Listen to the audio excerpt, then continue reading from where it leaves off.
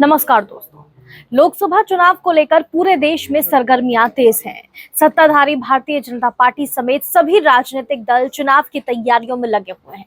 इसी क्रम में गुरुवार को दिल्ली में बीजेपी की बैठक थी। इस बैठक में उत्तर प्रदेश के मुख्यमंत्री सीएम योगी समेत देश भर के बीजेपी के करीब 42 से ज्यादा नेताओं ने शिरकत की। 2.5 घंटे से ज्यादा समय तक चली इस बैठक में जातिगत जनगणना और ओबीसी आरक्षण जैसे कई गंभीर मुद्दों पर चर्चा हुई और रणनीति बनाई गई। बैठक में 2019 लोकसभा चुनाव परिणाम के लिहाज से भाजपा के लिए बी, सी और डी श्रेणी की सीटों पर चुनावी तैयारियों के लिए चर्चा हुई। यूपी में विपक्ष के कब्जे वाली 14 लोकसभा सीटों पर चुनाव जीतने के लिए की जा रही तैयारियों पर बात हुई।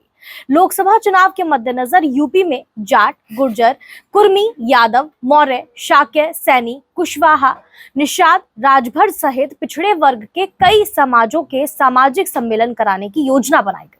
पिछड़े वर्ग के साथ अनुसूचित जाति और अगड़ी जातियों के लिए प्रदेश स्तर पर रणनीति तैयार करने पर मंथन हुआ। इसके लिए दूसरे दलों के प्रभावी नेताओं को पार्टी में शामिल कराने के साथ छोटे छोटे दलों को साथ लाने की योजना पर भी बातचीत हुई।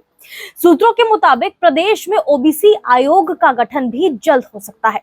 दरअसल बीजेपी के लिए ओबीसी वर्ग एक बड़ा वोट बैंक है। बीते दोनों चुनावों 2014 और 2019 ओबीसी वोटर्स ने जमकर वोट दिए थे। ऐसे में बीजेपी किसी भी हालत में अपने ओबीसी वोटर्स को साधने का प्रयास करेगी। बैठक में इस बात पर भी जोर दिया गया कि बीजेपी नेता ओबीसी समुदाय को जाकर बताएं कि उनके हित में सबसे ज्यादा काम और निर्णय बीजेपी सरकार ने ही किया है। इसके साथ ही चुनाव अभियान को ओबीसी केंद्रित बनाने की बात हुई है।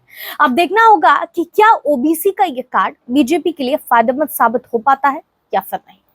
नमस्कार।